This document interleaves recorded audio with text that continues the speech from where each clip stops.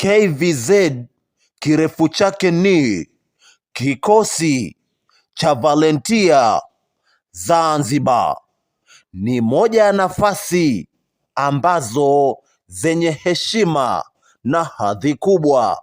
Kwa hiyo kijana akibahatika kuingia KVZ, unaweza ukasema kijana huyo ameula au amekula shavu, kwa sababu ya hadhi na heshima ya nafasi hiyo ya KVZ ambayo kirefu chake ni Kikosi cha Volunteer Zanzibar. Lakini tambua kuwa nafasi hizo za KVZ zina ushindani. Kwa hiyo kijana ambaye ana ndoto za kuingia KVZ anatakiwa ajipange sana. Sasa tuangalie ni mtu gani ambaye atakusaidia kupata au kukupa taarifa. Mtu wa kwanza ni mtu ambaye ameajiriwa ndani au yupo ndani ya kikosi hicho cha Volunteer Zanzibar.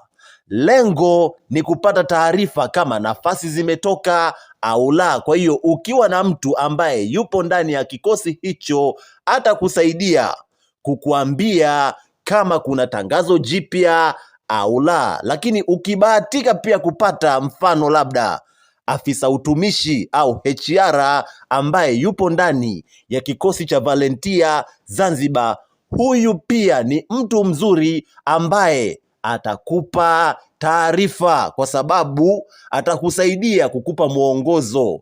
HR ni kitengo kikubwa sana katika taasisi yoyote. Kwa hiyo vijana, sio lazima mtu akuhakikishie utapata ajira kwa 100%. No.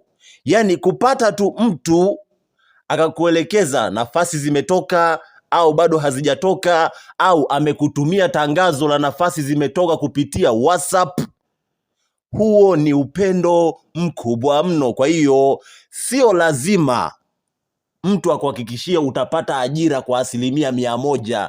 No. Hata tu ukapata mtu akakutumia tangazo kuwa nafasi fulani imetoka, huo ni upendo mkubwa. Huyo mtu anabidi ashukuriwe. Asante sana, nikutakie kila la heri.